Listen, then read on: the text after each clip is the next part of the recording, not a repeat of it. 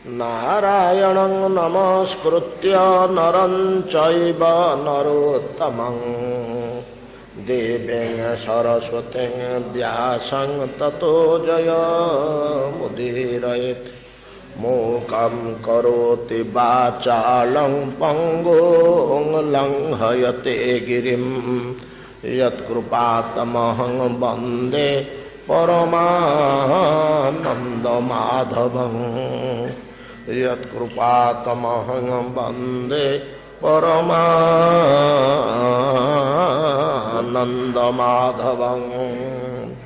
श्रीशुक उवाच इति सञ्चिन्तयन् कृष्णं स्वफलकतनयोध्वनि रथेन गोकुलं प्राप्तः सूर्य चास्तगिरिं नृप। पदानि तस्याखिललोकपाल किरीटजुष्टामलपादरेणु ददर्श गोष्ठे क्षिति कौतुकानि विलक्षितान्यवजबाङ्कुशाद्यै। तद्दर्शनाह्लाद विवृद्ध सम्भ्रम प्रेम्णवृद्धरूमाश्रुकलाकुले क्षण। रथादवस्कन्द्य सते स्वचेष्टत प्रभुरमुन्यङ्घ्रिरजांस्यहो इति। देहभृतं यानरथो हित्वा दम्भं भियं शुचम् संदेशात् जो हरिर्लिङ्गं दर्शनं श्रवणादिभिः। देहभृतां यानरथो हित्वा दम्भभियं शुचम् संदेशात् जो हरिर्लिङ्ग दर्शनं श्रवणादिभिः। श्रील सुखदेव गोस्वामी पाद कहते महाराज परीक्षित श्रवण करंतु महामना अक्रूरंकर अद्भुत कर्म समूह जहा मनुष्यर वास्तव पुरुषार्थ। मनुष्यर जहा वास्तव पुरुषार्थ देहभृताम यान अर्थ काली आम आलोचना करछे अर्थ अनर्थ। अर्थ केवल संपत्ति को बुझाए ना। अर्थर वास्तव तात्पर्य होचे नित्य सत्य परमात्म परमार्थ वस्तु ही अर्थ। परवर्ती काल अर्थर अन्य प्रयोग हो जिबारु परमार्थ शब्दटी सृष्टि करियो कहला परम अर्थ बोली आ गोटे परम शब्द लगे दियागला। अर्थ बा परमार्थ कहले नहले पूर्वे आमर जेते वैदिक शास्त्र सब अच्छे पुराण दर्शन उपनिषद वेद प्रभृति अर्थ कहले कि टंका पैसा को बुझौनी। महाभारत समय ता पूर्वर द्वापर शेष आड़ को अर्थ आड़ को आसीगला। अर्थर को नहीं कि काली आम गोटे श्लोक महाभारतर भीष्मंगर वाक्य उद्धार करथिले अर्थस्य पुरुष दास अर्थ दास न कस्यचित् बोली एमती आम आलोचना करथिले भीष्मंग वाक्य। इति धन संपत्ति की बुझाउछि। धन संपत्ति बा टंका पैसा को जे आम अर्थ बोली कहूचे वेद उपनिषद रे ए टंका पैसा धन संपत्ति की द्रविण बोली कहुछि। द्रविण द्रविण कहले टंका पैसा धन संपत्ति या बुझाए। इटा वैदिक भाषा।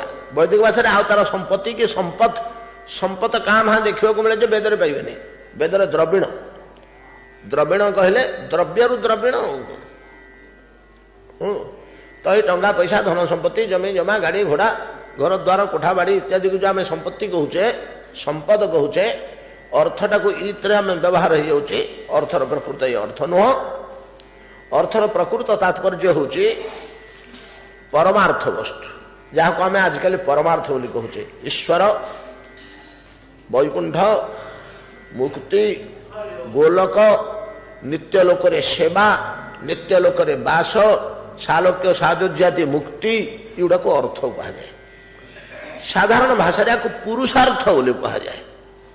ପୁରୁଷାର୍ଥ ବୋଲି କୁହାଯାଏ। ତ ଯାହାକୁ ଆମେ ଚତୁର୍ବର୍ଗ ବୋଲି ପରବର୍ତ୍ତୀ କାଳରେ ପୁରାଣ ମାନଙ୍କରେ କୁହାଯାଇଛି, ସେ ପୁରୁଷାର୍ଥ। ପୁରୁଷାର୍ଥ ଚାରି: ଧର୍ମ, ଅର୍ଥ, କାମ, ମୋକ୍ଷ। ଏ ଧର୍ମ, ଅର୍ଥ, କାମ, ମୋକ୍ଷ ଯୋଉ ଅର୍ଥ ଆସିଲା, ଏ ଅର୍ଥଟା ସମ୍ପଦକୁ ବୁଝାଏ, ଟଙ୍କା ପଇସାକୁ ବୁଝାଏ। ଧର୍ମ, ଅର୍ଥ, କାମ, ମୋକ୍ଷ। ଧର୍ମ, ଅର୍ଥ, କାମ, ଏ ତିନିଟା ଏକ ଅନର୍ଥ, କେବଳ ମୁଖ୍ୟଟା ହିଁ ଅର୍ଥ। ଏ ଚାରିଟାକୁ ପୁରୁଷାର୍ଥ କୁହାଯାଏ। ପୁରୁଷାର୍ଥ କହିଲେ ଯିଏ ପ୍ରକୃତ ପୁରୁଷ, ଯାହା ପାଖରେ ପୌରୁଷ ଅଛି, ଯିଏ ନେଇ ଆଣି ଥୋଇପାରିବା ଲୋକ, ଯିଏ ପାରିବାର ଲୋକ, ପୁରୁଷଟା ଏ ଅର୍ଥରେ ବ୍ୟବହାର ହେଇଛି। ସେ କଣ ସଂଗ୍ରହ କରିବ? ଏ ଚାରିଟା ସଂଗ୍ରହ କରିବ। ସେ ଯଦି ଅତି ପାରିବାର ହୋଇଥିବ, ମୁଖ୍ୟ ସଂଗ୍ରହ କରିଦେବ। ଧର୍ମ, ଅର୍ଥ, କାମ, ମୋକ୍ଷ। ନାହିଁ ଯଦି ଆଉ ଟିକେ କମ୍ ପାରିବାର ହୋଇଥିବ, ଦ୍ୱିତୀୟ କ୍ୟାଟେଗୋରୀର, ତାହେଲେ ସେ କାମ ସଂଗ୍ରହ କରିଦେବ। କାମ କହିଲେ କାମନା, ଯାହା ଇଚ୍ଛା କରୁଛି ତା କରିଦେଇ ପାରୁଛି। ସେ ଯାହା ଚାହୁଁଛି ତା କରିଦେଇ ପାରୁଛି। ଯାହା ତାର କାମନା ହେଉଛି, ମନରେ ବାସନା ଉଠୁଛି, ଏଟା କାର୍ଯ୍ୟରେ ପରିଣତ କରିଦେଇ ପାରୁଛି। ଏଇଭଳିଆ ପାରିବାର ଲୋକ, ଏଟା ହେଲା କାମ। ତା ତଳକୁ ହେଲା ଆଉ ଟିକେ କମ୍ ପାରିବାର ଲୋକ ହେଲେ ଟଙ୍କା ପଇସା ଗୁଡେ ସଂଗ୍ରହ କରୁଛି, ଗୁଡେ ଟଙ୍କା ପଇସା ସଂଗ୍ରହ କରୁଛି, ଅର୍ଥ। ତାଠୁ ଟିକେ ନିକୃଷ୍ଟ ପାରିବାର ଲୋକ ଯେ ସେ କେବଳ ଧର୍ମ ସଂଗ୍ରହ କରେ।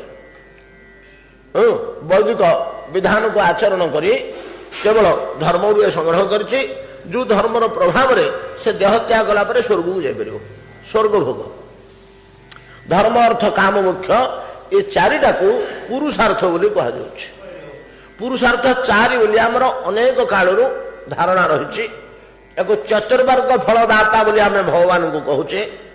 ଚତୁର୍ବର୍ଗ, ଚତୁର୍ବର୍ଗ ଅନେକ ଶବ୍ଦ ଶୁଣିଛେ, ଏଇଟା ହେଉଛି ଚତୁର୍ବର୍ଗ। ଧର୍ମ, ଅର୍ଥ, କାମ, ମୋକ୍ଷ, ଏହାକୁ ଚାରି ପୁରୁଷାର୍ଥ କୁହାଯାଏ।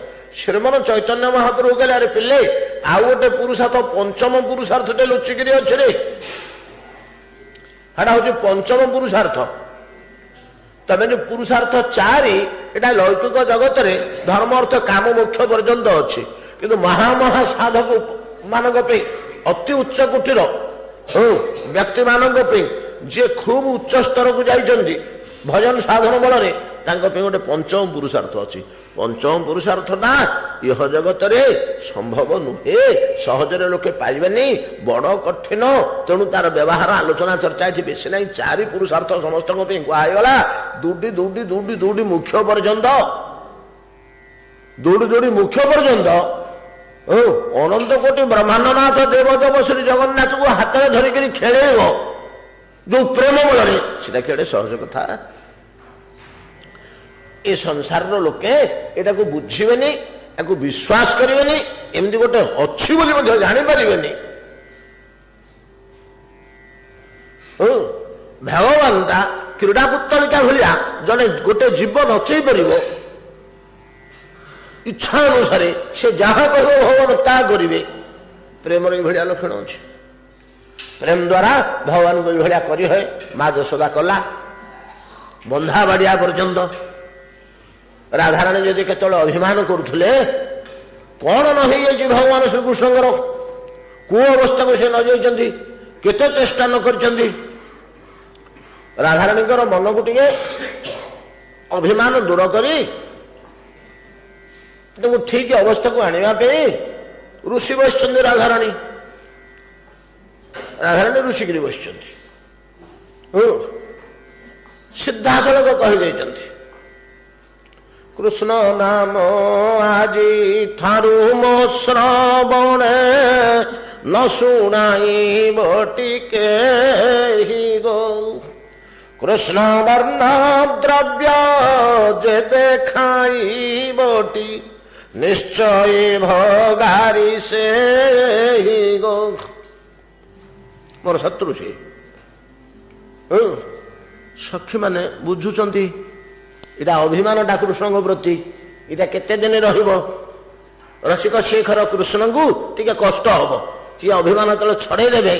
ଅଭିମାନ କାହାକୁ କୁହାଯାଏ? ଭିତରେ ପୁରା ସର୍ବସ୍ୱ, ବାହାରେ କ୍ରୋଧ। ୟାକୁ କିଳକିଞ୍ଚିତ ଲକ୍ଷଣ କୁହାଯାଏ ରସଶାସ୍ତ୍ରରେ। ଆପଣମାନେ ଟିକେ ରସଶାସ୍ତ୍ର ପଢୁନାହାନ୍ତି, କେଜାଣି କିଏ ଯଦି ରସିକା ଆପଣମାନଙ୍କ ଭିତରେ ଥିବେ କହି ହଉନି।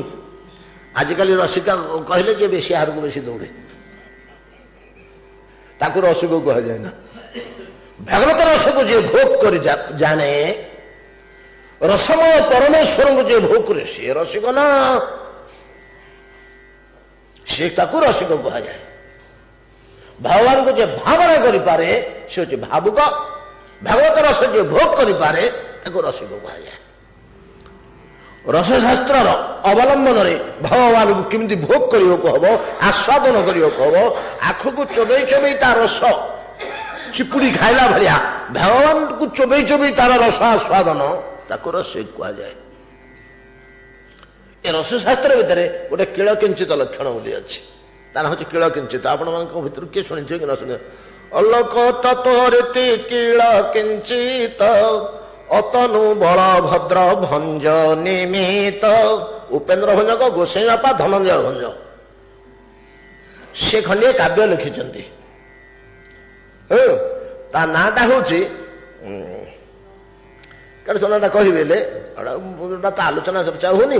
ପ୍ରତ୍ୟେକଟା ଅକ୍ଷର ଅରେ ଆରମ୍ଭ। ଏଡେ ବଡ କାବ୍ୟ, ପ୍ରତ୍ୟେକ ପଦ ଅରେ ଆରମ୍ଭ। ଯେମିତି ବୈଦେଶିକ ବିଳାସ 4 ଖଣ୍ଡ, ପୁରା ରାମାୟଣଟା ସବୁ ପାଦର ପ୍ରଥମ ଅକ୍ଷର ବ, ନାଇଁ କି? ବୈଦେଶିକ ବିଳାସର ସବୁ ପଦ ନୁହଁ, ସବୁ ପାଦର।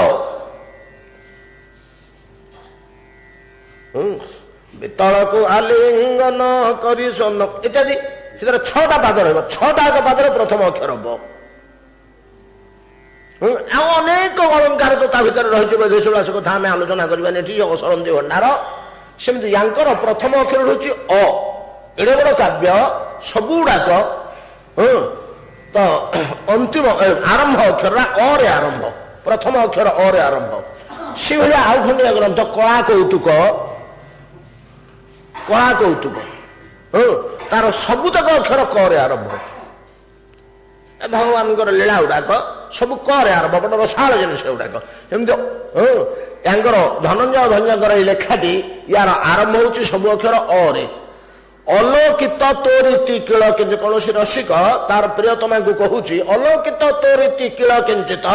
ତୁ ଯେତେବେଳେ ବାହାରେ ରାଗିଥାଇ, ଭିତରେ ତ ଅନ୍ତଃକରଣରେ ସରସ ଭାବ ଅଛି, କିନ୍ତୁ ବାହାରେ କ୍ରୋଧଟା ପ୍ରକାଶ ପାଇଛି, ତାକୁ କିଳକିଞ୍ଚିତ ଲକ୍ଷଣ କୁହାଯାଏ। ଅଲୋକିତ ତୋରିତି କିଳକିଞ୍ଚିତ ଅତନୁ ବଳଭଦ୍ର। ଏଇଟା ବଳଭଦ୍ର ଭଞ୍ଜ, ଭୁଲ କହିଲି। ୟା ଭିତରେ ସୁନ୍ଦର ଅର୍ଥ ଅଛି, ବୁଝିବ। ଯାହା ହଉ, ଏ କିଳକିଞ୍ଚିତ ୟାକୁ କୁହାଯାଏ। ଠିକ ସେଇଭଳିଆ ଅବସ୍ଥା ଆସିଛି ରାଧାରାଣୀଙ୍କର। କାହିଁକି? ରାଧା ଓ କୃଷ୍ଣଙ୍କ ଭିତରେ ନିବିଡ଼ ପ୍ରେମ। ତ ପ୍ରେମର ପରାକାଷ୍ଠା ଯଦି କୋଉଠି ଲକ୍ଷ୍ୟ କରାଯାଏ, ରାଧାକୃଷ୍ଣ ଯୁଗଳରେ ହିଁ ପ୍ରେମଟା ସେଠି ସୁରଣା ପରି ସ୍ଫୁଟ ହେଇଛି। ଆଉ କୋଉଠି ଏମିତିକା ପ୍ରେମ ଦେଖାଯାଏ ନା। ଭଗବାନ ହିଁ ପ୍ରେମଟାକୁ ନିଜେ ଆଚରଣ କରି ଦେଖାଉଛନ୍ତି। ଆରେ ଏଇଭଳିଆ ଜୀବନଯାପନ କରିବେ, ତା ଭିତରେ କାମ ପୁରେଇ ଦିଏନି। ଯଦି ପରମାନନ୍ଦ ସୁଖ ଭୋଗ କରିବାକୁ ଅଛି, ମତେ ଯଦି ଭୋଗ କରିବାକୁ ଅଛି, ଏଇ ବାଟରେ ହିଁ ଭୋଗ କରିବ।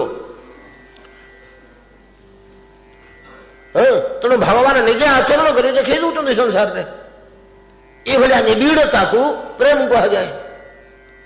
ଅଭିମାନ କରିଛନ୍ତି ରାଧାରାଣୀ।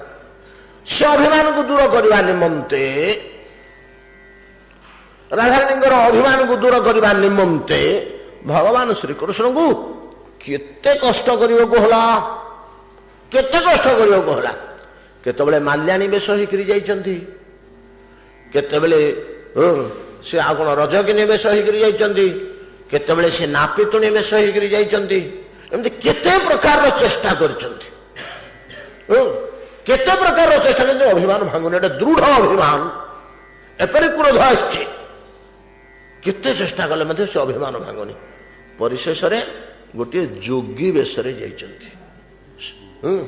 ଗୋଟିଏ ଯୋଗୀ ବେଶରେ ଯାଇଛନ୍ତି, ବାବାଜୀଟିଏ ହେଇକିରି।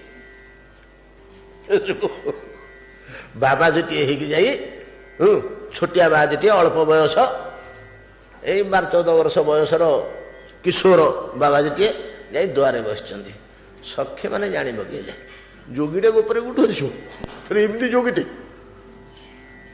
एमती जोग प्रभा ता देहरु प्रकाश पाउछि बढ़िया मनोहर जोगटी केन्द्रा बजाउछि गीत गाउछि भक्ति भाव में ढोल ढोल होकर रही द्वार मुहरे भिक मागे सखी मैंने गाँव आस है किशोर सन्यासी किश बाबू अछ दुआरे बस डाकी नहीं दुआरे बसैले राधाराणी की जाई कहले सखी जड़े सन्यासी भिक्षा चाहते दे दियो ना से कहते जे तुम कुलबधू भिक्षा देले मु नेबी दासदासी हाथ नेबिनी आने आने से तो विरक्त अवस्था अच्छा अभिमान कृष्णाभिमान कि जगत तिक्तबोध होकर गले से बिगिड़े बोले भिक मांगे सी जी हेले दब विरक्त होकर से सब गले नहीं कहले ए भिक्षा नहीं ए भिक्षार मु संतुष्ट नुहे मु अतिथि भिक्षुक सन्यासी भिक्षा नदेले द्वार फेरी जी से काल नियम था ए काल आम शुणुचे शास्त्र मानक भिक्षुक जदि द्वार फेरीगला समस्त सौभाग्य नहीं जाए गृहस्थर समस्त सौभाग्य नहीं पलैला भिक्षुक फिर सन्यासी भिक्षुक अतिथि जदि निराश ही द्वार फेरी जाए से सब नहीं पलि जाए ए तंडुल ए भिक्षा मोर आवश्यक नहीं तुम सन्यासीटे कौन तुम ना मो गुरुदेव मत पठे मुझे जोग साधिली कौथरे मोर सिद्धि है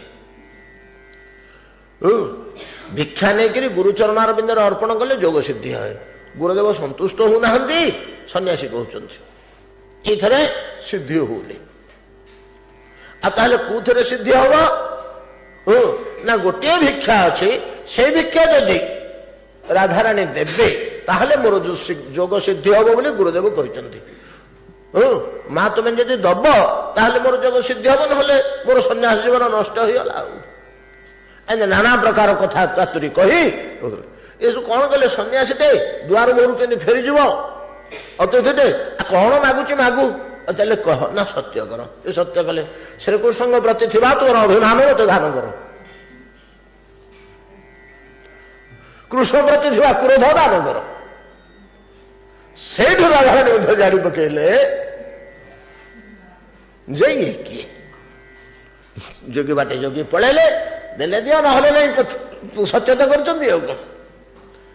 राधाराणी आसिले सखी मैंने बहुत बुझेले ये अभिमान भंग है कितने कष्ट पाइले लो तो बोली हेले कथा कौन हो गोटे प्रेम कि भलिया पदार्थ जे परमेश्वर टाकू एतिकी अवस्था पर्यंत कर दौची परमेश्वर एतिकी गोड़ौची पछरे बढ़िया वस्तु संसार को जदि मुनि ऋषि मैंने दियंते आम ता मूल्य बुझा ना ग्रहण करवा ना जापर कौन बुझिपारे ना से पंचम पुरुषार्थ को पुरुषार्थ भितर नियाहिनी संसार चारि पुरुषार्थ बोली कहुई चार धर्म अर्थ काम मुख्य चारि पुरुषार्थ किंतु वास्तविक पंचम पुरुषार्थ बा मुख्य पुरुषार्थ होचे भागवत प्रेम भगवान को बांधि रखा स्नेह रज्जुरे भगवान को बांधि रखा स्नेह रज्जुरे आम मनीषटे कुकुरटीए पोषु बिराटीए पोषु शुआटीए पोषु कपोतटीए पोषु कि बंधुटीए अच्छा कि पत्नी अच्छा कि प्रियतमा अच्छी एम आम स्नेह रज्जुरे बांधिक रखार कौशल अच्छे कि भगवान को स्नेह रज्जुरे बांधिक रखा से केते बड़ वस्तु हो पंचम पुरुषार्थ पंचम पुरुषार्थ कह जाए ये संधान शास्त्र भितर आमको मुनि ऋषि मैंने दौ नथिले अरे तुम एुटा अयोग्य रे तुम पारबनी तुम एड़ा ग्रहण करने को अधिकार नहीं एटा पारबनी भगवान निजे श्री चैतन्य रूपे मर्त्य अवतीर्ण हो देपक बहुत दिन होगला जीवपी जोड़ाक या तार जोड़ाक पदार्थ से गुड़ाक जीव को गोटे जिन बड़ जिनिस बोली केते काल लुचे रखा देपक बुझु न बुझु जहाँ उचे हो देपक बोले निज भगवान आसे देले अनर्पित चरण चिरात करुणया अवतीर्ण कलऊ समर्पयितुम उन्नत उज्ज्वल रसम स्वभगति श्रियम हरि पुरत सुंदर द्युति कदम्ब संदीपित सदा हृदय कंदरे स्फुरतु बह सचिनंदन। भगवान श्रीकृष्ण चैतन्य होचंदी सचिनंदन मां ना सची देवी मो हृदय सदाबले से स्फूर्ति लाभ करूँ सदा हृदय कंदरे स्फुरतु बह सचिनंदन। कहीं हो किए से सचिनंदन ना अनर्पित चरण चिरात चिर कालू जोटा अनर्पण आचरण रे आसीची अर्पण करा जाई नहीं अनर्पित चरण चिरात कि भले आचरण रे सेटा रही ना अनर्पित आचरण रे रही अर्पित आचरण को आसनी अर्पण होनी जगत को जीव समाज को मानव समाज को अर्पण होनी जदिव मानव समाज पे निर्माण होती तार कल्याण में यहाँ अर्पण होनी योग्यता दृष्टि नहीं कि योग्यता दृष्टि छोट पिलाटर स्वर्ण क्षेत्र है 3 वर्षर पिलाटे कि जड़े बंधु आनी अति सुंदर कलम टे फाउंटेन पेन टे खूब मूल्यवान दामिका सुनारे तैयारी फाउंटेन पेन टे आम सीटा से पिला को दबा 2 वर्षिया पिला को जदि आसूसी एटा थाऊ जतन रखीचे स्कूल को गला जो खड़ी ठ शिखुची से देने तार योग्यता आसेनी जो अक्षर शिक्षा गला से देने से थुआ होते से हाईस्कूल को गला कलम रे लेखि शिखिला कलमर मूल्य बुझिला कलम चलेला कौशल जानेला से कलम टी बाहर कर 10 12 15 वर्ष होगा नेरवा कलम टा तो पिला जन तोते मिलता एटा तोर सुना कलम टे ने जतन रखबुनि हजेबुनि इथरे बसे लिखिबु से पर्यंत जमी आम रखी से भाया भगवान जीवर योग्यता आसुबोली रखी से सब देखले जाइए जीवर केवे योग्यता आसबनी माया न जीव यहाँ योग्य हबनी दे पक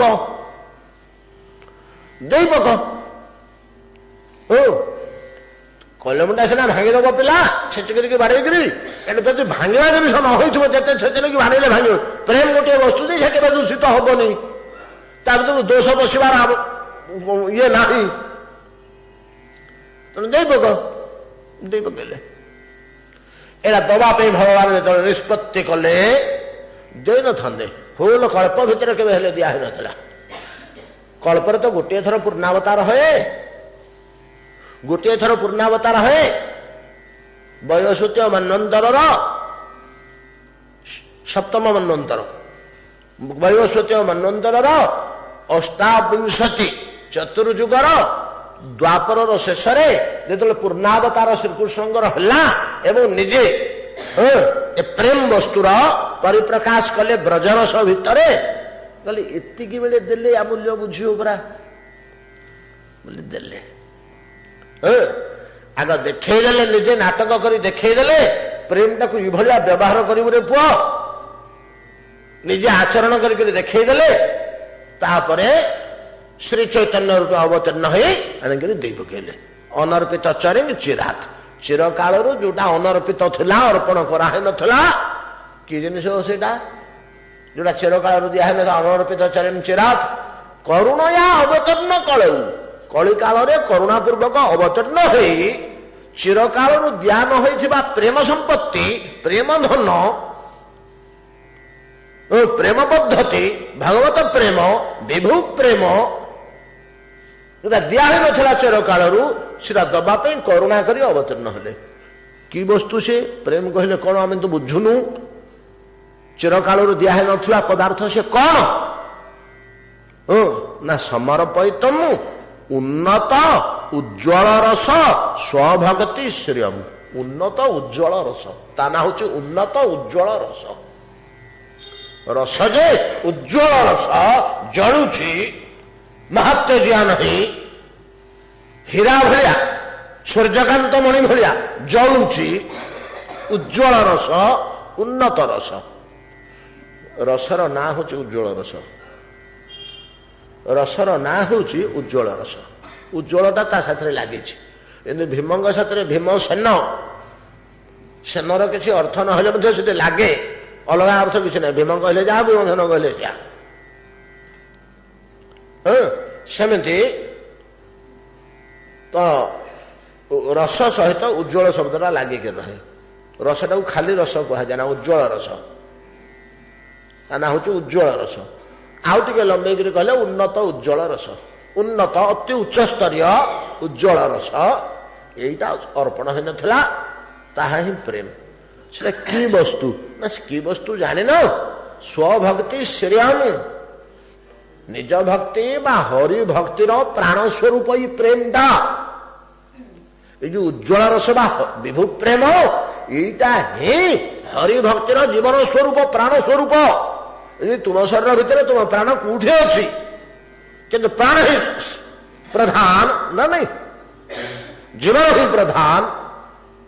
ନାକଟି ସୁନ୍ଦର, ଓଠଟି ସୁନ୍ଦର, କାନଟି ସୁନ୍ଦର, କପାଳଟି ସୁନ୍ଦର, ବକ୍ଷଟି ସୁନ୍ଦର, ହାତ ଗୋଡ଼ ଗୁଡ଼ିକ ସୁନ୍ଦର, ଆଙ୍ଗୁଠି ଗୁଡ଼ିକ ଚପା କଢି ଭଳିଆ, ମୁହଁଟିକି ସୁନ୍ଦର ଗୋଲ ଗାଲ, ଗାଲ ଗୁଡ଼ିକ କାଶ୍ମୀରୀ ସବୁ ଭଳିଆ ରହିଛି, ଚିକଣ ହେଇକିରି ସବୁ ଠିକ, କେଶ ଗୁଡ଼ିକ କୁଞ୍ଚୁ କୁଞ୍ଚିଆ, ବଡ ସୁନ୍ଦର, ପାଦ ଗୁଡ଼ିକ ପଦ୍ମ ଭଳିଆ, ସବୁ ସୁନ୍ଦର। ଯେ ଯଦି ଜୀବନ ନଥିବ ତା ଭିତରେ, ଯଦି ଜୀବନ ନଥିବ, ପ୍ରାଣ ନଥିବ, ଆତ୍ମା ନଥିବ ତା ଭିତରେ, ଶରୀରରେ ଯେମିତି ଜୀବନ ବା ଆତ୍ମା ଯାହା, ଠିକ ସେଇଭଳିଆ ହରିଭକ୍ତି ଭିତରେ ପ୍ରେମଟା ତାର ଜୀବନ ସ୍ୱରୂପ, ଜୀବନ ସ୍ୱରୂପ, ପ୍ରାଣ ସ୍ୱରୂପ। ବୁଝିପାରିଲେ ନା? ତେଣୁ ସ୍ୱଭକ୍ତି ଶ୍ରିୟମ୍, ସ୍ୱଭକ୍ତିର ଶ୍ରୀ, ସ୍ୱଭକ୍ତିର ଶ୍ରୀ, ହରିଭକ୍ତିର ଶ୍ରୀ ସ୍ୱରୂପ ସମର୍ପୟିତୁମ ଉନ୍ନତ ଉଜ୍ଜ୍ୱଳ ରସଂ ସ୍ୱଭକ୍ତି ଶ୍ରିୟମ୍। ହରି ପୁରଟ ସୁନ୍ଦର ଦ୍ୱିତି କଦମ୍ବ ସନ୍ଦୀପିତ। ପୁରଟ ସୁନ୍ଦର ଦ୍ୱିତି, ପୁରଟ କହିଲେ କଞ୍ଚା ସୁନା, କଞ୍ଚା ସୁନା, କନକ। ସୁବର୍ଣ୍ଣ କହିଲେ ଅଲଗା, କନକ କହିଲେ ଅଲଗା, ଅର୍ଥ ଅଲଗା ଅଛି ଯେ ଆମେ ସବୁଗୁଡାକ ଏକାଠି ବସୁଛେ। କନକ କହିଲେ ଅଲଗା, କାଞ୍ଚନ କହିଲେ ଅଲଗା, ସୁବର୍ଣ୍ଣ କହିଲେ ଅଲଗା, ଟିକେ ଟିକେ ଭେଦ ଅଛି, ବସ୍ତୁଟା ଗୋଟେ। ସ୍ୱର୍ଣ୍ଣ କହିଲେ ସାଧାରଣ ସୁବର୍ଣ୍ଣ, କନକ କହିଲେ ଯାହା ଦେହରେ କିଛି ହେଲା ଆଉ ମିଶିନି, ପିଓର ସୁନାଟା, ହାତରେ ଚିପି ଦେଲେ ଚିପି ହେଇଯାଉଛି, ଓଦା ମାଟି ଭଳିଆ, ଅଟା ଭଳିଆ ଚିପି ଦେଲେ ହାତରେ ଚିପି ହେଇଯାଉଛି, କଞ୍ଚା ସୁନା। ଆଉ କାଞ୍ଚନ କହିଲେ ସେ ଯେତେବେଳେ ତାତିକିରି ତରଳ ଯିବ, ପାଣି ହେଇଯାଇଥିବ, ସେତେବେଳେ ତା ନା କାଞ୍ଚନ। ଉପେନ୍ଦ୍ର ଭଞ୍ଜ ଗୁଡା ସବୁ ବର୍ଣ୍ଣନା କରିଛନ୍ତି ନା। ବର୍ଣ୍ଣେ କନକ, ବର୍ଣ୍ଣେ ସୁବର୍ଣ୍ଣ କନକ କାଞ୍ଚନ ଦଳି, ବାଳିକି ନାହିଁ ଭୁବନ ଲୋକରେ ବଳି। ସୁପଣ ଖାଇନ୍ତି ବେଶ ଧରିକିରି ବାହାରିଛି, ଏମିତି ତେଜ ତା ଦେହରୁ ବର୍ଣ୍ଣ ବାହାରୁଛି। ସେଠି ବର୍ଣ୍ଣ ସୁପଣ ଖା କେମିତି ବାହାରୁଛି? ରାମଙ୍କ ପାଖକୁ ଯେତେବେଳେ ଯାଉଛି ଗୋଟେ ସୁନ୍ଦର ରୂପ ଧରିକିରି, ତାକୁ ବର୍ଣ୍ଣନ କରିବା ଉଦ୍ଦେଶ୍ୟରେ, ବାଳିକି ନାହିଁ ଭୁବନ ଲୋକରେ ବଳି, ବର୍ଣ୍ଣେ ସୁବର୍ଣ୍ଣ କନକ କାଞ୍ଚନ ଦଳି। ତିନିଟା ପଦ ଦେଲେ, ଅଲଗା ଅଲଗା ଅର୍ଥ ନହେଲେ ଦ୍ୱିରୁକ୍ତି ଦୋଷରେ ଦୂଷିତ ହେଇଯିବନି କାବ୍ୟଟା। ଏଡେ ଏଡେ କବି ଗୁଡାକ ଦୋଷ ରଖିବେ, ତିନିଟା ଅଲଗା ଅଲଗା ଅର୍ଥ। ଯେପରି କାଞ୍ଚନ, ତଦ୍ରୂପ ଭଗବାନ ଚୈତନ୍ୟ ମହାପ୍ରଭୁଙ୍କର ପୁରଟ ସୁନ୍ଦର ଦିଦି, ପୁରଟ କାଞ୍ଚନ, ତପ୍ତ କାଞ୍ଚନ ଗୌରାଙ୍ଗୀ ବୋଲି କହନ୍ତିନି। କେମିତି ଗୋରା ନା ତପ୍ତ କାଞ୍ଚନ ଗୋରା, କାଞ୍ଚନଟା ହିଁ ତପ୍ତ କାଞ୍ଚନ। ତପ୍ତ କାଞ୍ଚନ, କାଞ୍ଚନ କହିଲେ ତରଳ ସୁନା, ତାତିକିରି ତରଳି ଯାଇଥିବା ସୁନା, ଏଟା ତ ଉତ୍ତପ୍ତ, ତେଣୁ ତପ୍ତ କାଞ୍ଚନ ବୋଲି କୁହାଯାଉଛି। ଆଉ ବୁଝିବା ପାଇଁ କି ଆଉ କଣ? ପୁରଟ, ସେଟାକୁ କହନ୍ତି ପୁରଟ। ପୁରଟ ଶବ୍ଦର ଅର୍ଥ ହଉଛି ସିଆ। ଏଭଳିଆ କାନ୍ତି ହରି ଭଗବାନ ଶ୍ରୀହରି ତ ସବୁବେଳେ ଶ୍ୟାମଳ ବର୍ଣ୍ଣ, କିନ୍ତୁ ବର୍ତ୍ତମାନ କନକ ବର୍ଣ୍ଣ ନେଇ ଆସିଛନ୍ତି କୃଷ୍ଣ ବର୍ଣ୍ଣ, ତୁଷା ଅକୃଷ୍ଣମ ସୁବର୍ଣ୍ଣ ବର୍ଣ୍ଣ ହେମାଙ୍ଗ ବରାଙ୍ଗ ଚନ୍ଦନାଗ୍ୟଦି। ବିଷ୍ଣୁ ସହସ୍ର ନାମରେ କୁହାଉଛି ଭଗବାନଙ୍କର ଗୋଟିଏ ନା, ଭଗବାନଙ୍କର କୁ ଅବତାରଟା ସୁବର୍ଣ୍ଣ ବର୍ଣ୍ଣ ହେମାଙ୍ଗ ବରାଙ୍ଗ ବିଶାଳ ଶରୀର, ଚନ୍ଦନାଙ୍ଗଦି, ଚନ୍ଦନ ଗୋଡ଼ି ଏଇ ସବୁବେଳେ ବସିଥାନ୍ତି। ଚନ୍ଦନର କଙ୍କଣ, ଚନ୍ଦନର ବଳୟ, ଏ ସବୁ ଦେହରେ ସବୁ ଚନ୍ଦନଟି ଅଳଙ୍କାର ରୂପେ ଫୁଟା ହୋଇଥିବ। ଚନ୍ଦନର ମୁକୁଟ କପାଳରେ ପିନ୍ଧିକିରି ବସିଥିବେ, ଖାଲି ଚନ୍ଦନ।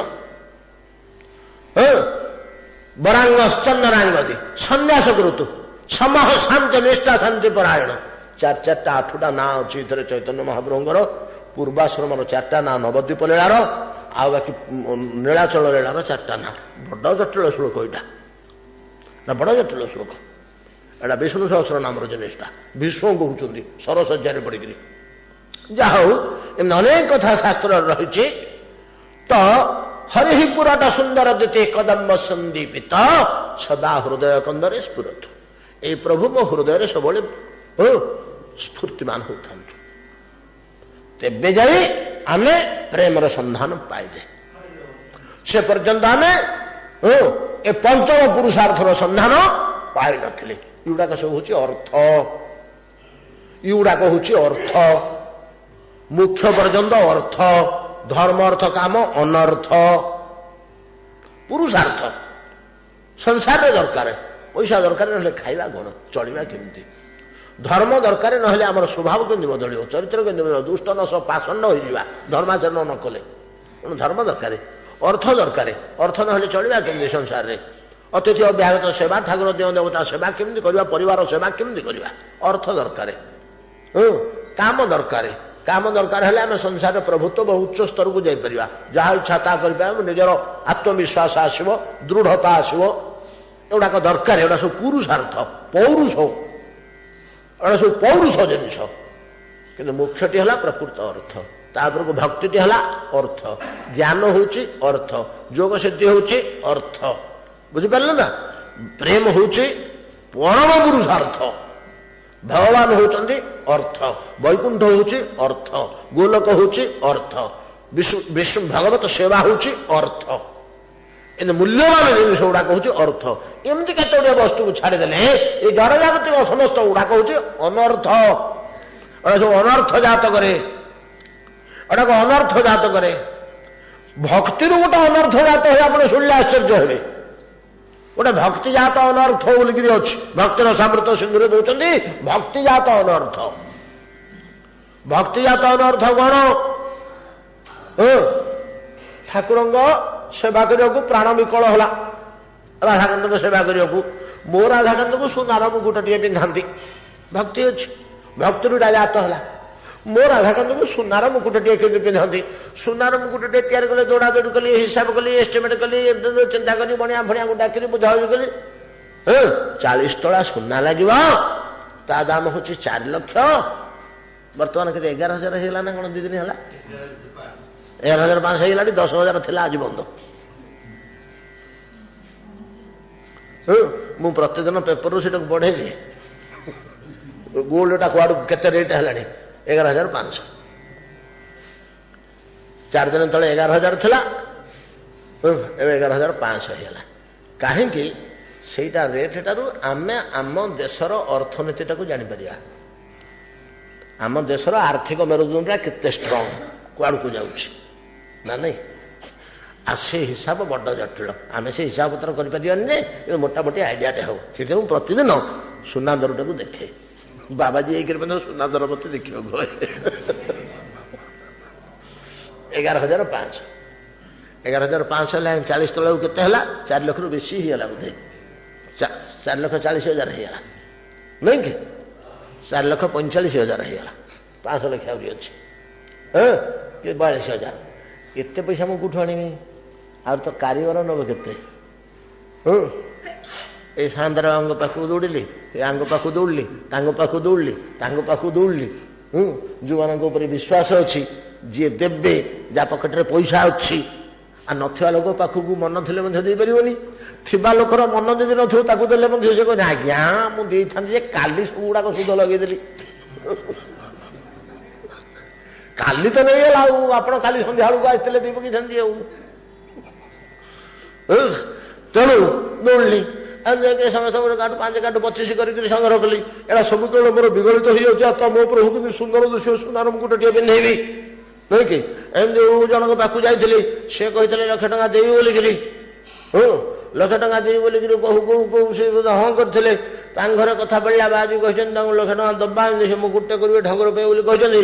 ତାଙ୍କ ପଛରେ କହିଲେ କାହିଁକି 20,000 ଦେଲେ ହବନି କି? ଏକାଥରେ 1,00,000। ସେ ତ 5 ଲକ୍ଷଠୁ ମାଇକ୍ କରିବେ ନା, ଏତୋଟେ ପଇସା କଣ କରିବେ ଭାବୁଛି ଲୋକ। ତାଙ୍କର କାହିଁକି ଏମିତି ମନ ହଉଛି ଯେ ସୁନା ମୁକୁଟରେ ଲଗେଇବାକୁ? ଠାକୁର କଣ ଖାଲି ସୁନା ମୁକୁଟରେ ଭଲ ଲୋକ, ଫୁଲ ମୁକୁଟ କଣ ହନ୍ତାନି? ତାଙ୍କ ଘରେ ଅଶାନ୍ତି ହେଲା, ତାଙ୍କ ଅଶାନ୍ତି ତାଙ୍କ ମନ ବିଚଳିତ ହେଲା। ସେ ସୁଦ୍ଧା ମତେ ନାନା ପ୍ରକାର ଫନ୍ଦି ଫିକର କରି କହିଲେ 1,00,000 ଟଙ୍କା କେମିତି ନ ଦେଇକିରି 10-5 ହଜାର ଦେଇକି କାମ ଚଳେଇଦେବେ ବୋଲି।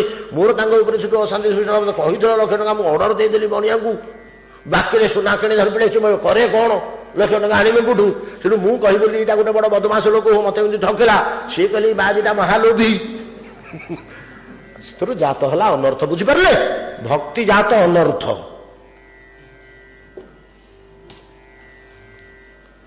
ଭକ୍ତିଜାତ ଅନର୍ଥଟା ବୁଝିବା କଠିନ। ସାଧାରଣ ଏଇଟା କୋଉଠି ଶବ୍ଦଟା ଆପଣ ଶୁଣିନଥିବେ। ଭକ୍ତିରୁ କେମିତି ଅନର୍ଥ ଜାତ ହବ? ସେଠି ଦେଖନ୍ତୁ ଭକ୍ତିରୁ ଅନର୍ଥ ଜାତ ହେଲା। ଏଟା କହୁଛି ଭକ୍ତିଜାତ ଅନର୍ଥ। ତେଣୁ ହୁସିଆର। ଈଶ୍ୱର ଉପାସନା କରୁଥିବା ଲୋକ, ଭଗବାନଙ୍କୁ ଭକ୍ତି କରୁଥିବା ଲୋକକୁ ମଧ୍ୟ ହୁସିଆର ରହିବାକୁ ପଡିବ। ତା ଅନର୍ଥ ଆଡକୁ ବଢଉଛି କି ମୋ ଭକ୍ତିଟା? ପରିଶେଷରେ ମତେ ଅନର୍ଥଟିଏ ଦବ କି? ପରିଶେଷରେ ମତେ ଅନର୍ଥଟିଏ ଦେବ କି?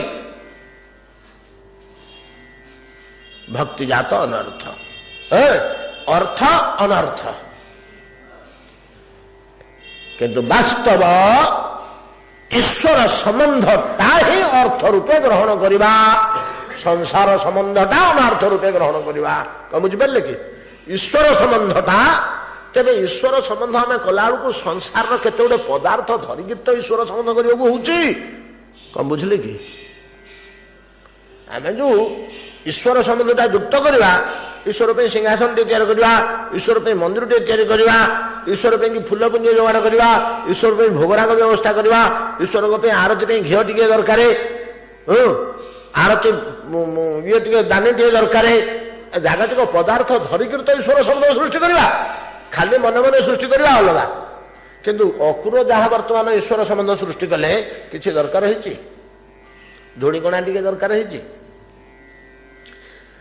ଧୀରେ ଧୀରେ ଧୀରେ ଧୀରେ ଧୀରେ ଧୀରେ ଜାଗତିକ ବସ୍ତୁ ଗୁଡ଼ିକ ଗୋଟିଏ ଗୋଟିଏ ଗୋଟିଏ ଗୋଟିଏ କଟି କଟି କରି ତ ଈଶ୍ୱର ସମ୍ବନ୍ଧ ଯେତିକି ଯେତିକି ନିର୍ମଳ ହେଉଥିବ, ଭକ୍ତି ଯେତିକି ଯେତିକି ନିର୍ମଳ ହେଉଥିବ, ଜାଗତିକ ବସ୍ତୁ ଗୁଡ଼ିକ ସେତିକି ସେତିକି କଟି କଟି କଟି କଟି ଯାଉଥିବ। ସେସବୁ ଜାଗତିକ ବସ୍ତୁର କିଛି ପ୍ରୟୋଜନ ନଥାଇ କେବଳ ଶୁଦ୍ଧ ଚିନ୍ତନ ଦ୍ୱାରା ଭଗବାନଙ୍କ ପ୍ରତି ପରମ ଆବେଗ, ପ୍ରଚଣ୍ଡ ପ୍ରୀତି। ପ୍ରୀତି ପାଖରେ ପ୍ରଚଣ୍ଡଟା ଲାଗେ ନା, ଖାଲି ମୁଁ କହିଦେଲି ଏମିତି ଗ୍ରହଣୀୟ ହବ ବୋଲି। ପ୍ରୀତିଟା କଣ କେତେବେଳେ ପ୍ରଚଣ୍ଡ କି? ପ୍ରୀତିଟା ତ ଲଳିତ, କୋମଳ, ମଧୁର, ଶୀତଳ, ସୁନ୍ଦର, ନମନୀୟ, କମନୀୟ, ମନୋହର। ଏଇ ଶବ୍ଦ ଭଳିଆ ଜିନିଷଟା। ଆଉ ପ୍ରଚଣ୍ଡ ଶବ୍ଦଟା ତ ଅଲଗା ଜିନିଷ ନା। ତେବେ କଥା ସେଥିରେ ରଥା ଭଳିଆ ବୁଝିବା ପାଇଁ କି ତ ଏଇଭଳିଆ ପ୍ରୀତି ତା ହଉଛି ବାସ୍ତବ ପୁରୁଷାର୍ଥ ବା ବାସ୍ତବ ଅର୍ଥ। ସବୁତକ ଅନର୍ଥ କଟିଯାଇ ଶୁଦ୍ଧ ଚିନ୍ତନ ଏବଂ ତାହା ପରମ ଆବେଗମୟ ମୂର୍ଚ୍ଛା ସ୍ତରକୁ ଯିଏ ନେଇଯାଉଛି, ମୂର୍ଚ୍ଛିତ ଅବସ୍ଥାକୁ ନେଇଯାଉଛି ଯୋଉ ଚିନ୍ତନ, ସେଟା ହଉଛି ଅର୍ଥ। ସୁଖଦେବ ଗୋସ୍ୱାମୀ କହିଲେ ମହାରାଜ ପରୀକ୍ଷିତ, ଦେହ ବୃତ୍ତାନ ୟାନ ଅର୍ଥ। এইটা হচ্ছে অর্থ মনুষ্য ମାନଙ୍କ ପାଇଁ ବାସ୍ତବ ଅର୍ଥ। ୟାନ এইটা ହଉଛି ପ୍ରକୃତ ଅର୍ଥ। ଯେଉଁ ଭାବରେ ଅକ୍ରୂର ଚିନ୍ତା କରି ଆସିଛନ୍ତି, କୋଉଠୁ କେତେକ ସ୍ପଷ୍ଟ ଭାବରେ କହିଦେଉଛନ୍ତି। ସନ୍ଦେଶାତ, କଣ କହିଲେ ସେ ଶ୍ଲୋକଟିରେ? ସନ୍ଦେଶାତ ଜହ ହରେର ଲିଙ୍ଗ ଦର୍ଶନ ଲିଙ୍ଗମ ଚିହ୍ନମ। ଗୋଟେ ଦିନ ଯାଇଛି ଆମର ଲିଙ୍ଗ ଶବ୍ଦ ବ୍ୟାଖ୍ୟା କରିବାରେ, କିଛି ହେଲେ ଧରି ହେଲାନି। ଲିଙ୍ଗ ଶବ୍ଦ ସମ୍ବନ୍ଧରେ କାଲି ନା ପରଦିନ ଆମର ଯେତେକ ଆଲୋଚନା ହେଇଛି। ହରେର ଲିଙ୍ଗ, ଶ୍ରୀହରିଙ୍କର ପାଦ ଚିହ୍ନ, ଶ୍ରୀକୃଷ୍ଣଙ୍କର ପାଦ ଚିହ୍ନ ଦର୍ଶନ ପର୍ଯ୍ୟନ୍ତ। କୋଉଠୁ ନା ସନ୍ଦେଶାତ। କି ସନ୍ଦେଶ? कलिकती संदेश संदेश आदेश निर्देश संदेश कंसर आदेश कंसर निर्देश कंसर संदेश कहा प्रति अक्रूर रंगपति नहीं कि केतବେଳେ आदेश कहुब अक्रूर तुम जाकर रामकृष्ण को आनब बुझल जाओ रामकृष्ण को धर पड़े यहाँ आदेश अक्रूर नंदपुत्र मानक ठीक आने को हम जेकोसी मत आने को तुम उपर से दायित्व न्यस्त है तुम राजमंत्री मु राजा निर्देश क्या कहुए जमती भले कृष्ण बलराम को आनी अमुक समय मथुरा पहुंचेब जदि न पहुंचेब तुम अयोग्यता प्रमाणित हम जदि किसी व्यतिक्रम मुझे देखी तुम मस्तक छेदन करी हुशियार जा आण यह निर्देश नितरांग आगे कड़ा निर्देश संदेश अक्रूर आज्ञा बाहर जा मानवा कौन व्यस्त अछ कि नाई समय अच्छे तो आसुना टे बसवा टे कथा अंतपुर को नहीं गले राजा डाक्री कंस बस बस ये बस अक्रूर सजा गोटे विशेष कथा किसी अच्छे अंतपुर को निर्जल स्थान को आनी कफी दी कप आणलु रे बराद देले दी कप कफी आणलु कफी दी कप आसिक थुआला जा तू दरजाटा देकर जा दास दासी जी आनी कफी थोई दे गले अक्रूर दुख कफी खा घटना एमती कथा सेमती कथा सेमती कथा सेमती कथा सेमती कथा ये जिनिसटा क्या दायित्व दबा केमती कौन करवा एटा केमती कार्य समापन अच्छा या अपेक्षा आउ किसी बाट अच्छी देख ये कथा तुम मो छड़ा तृतीय लोक कहीं जीवन न जानती या केमती निर्वाह कर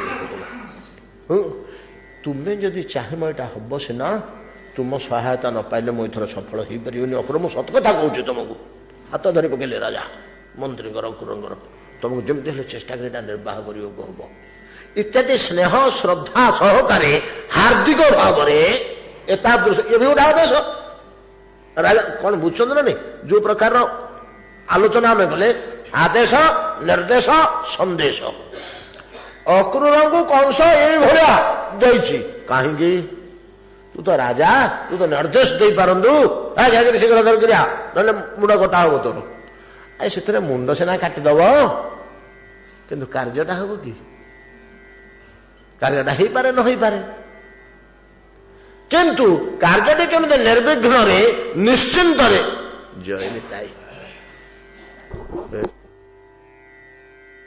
निताई ए पिले सब पिंटू आस आसन आने भल आसन ये आस ये आज्ञा जड़े विशेष व्यक्ति आज आसी पहुंच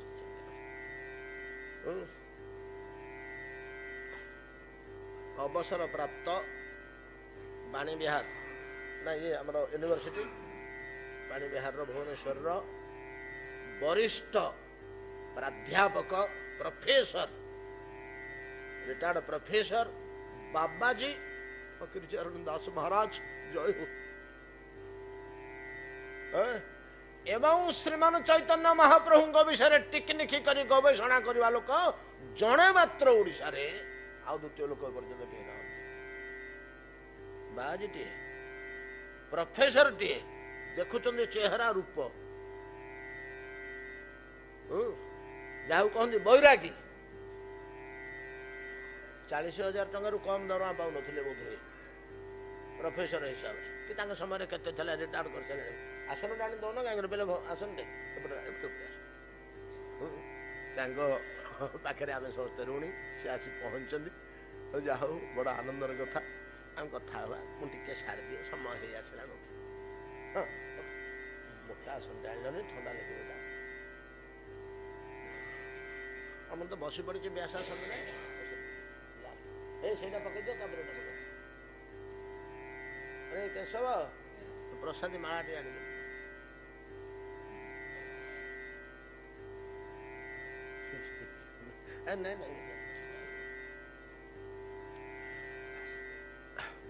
देहं भृतम यान अर्थो हित्वा दम्भं भियम शुचम संदेशात जो हरेर लिंग दर्शन श्रवणादि भी हरेर लिंग एटा हूँ मनुष्य जीवन रे देह भृतान देहधारी मानक पे विशेषकर मनुष्य मानक पाई एटी हूँ जे वास्तव पुरुषार्थ प्रकृत अर्थ कौन ना अक्रूरंकर संदेशात कंस सहित जहां आलाप आलोचना है कंसर संदेश आदेश नुहे निर्देश नुहे संदेश संदेशात जहां जहां घटना आपण शुणी आसिले ए पर्यंत दीर्घ मास 1.5 मास भितर प्राय 1.5 मास बीतीगलानी एठू संदेशात हरलिंग दर्शन पर्यंत 2 मास खंडे होगलानी आमर आलोचना चली नहीं कि ए भितरे जहां जहां आपण माने विस्तृत व्यापक भाव में शुणी आसिले ये श्रवणटा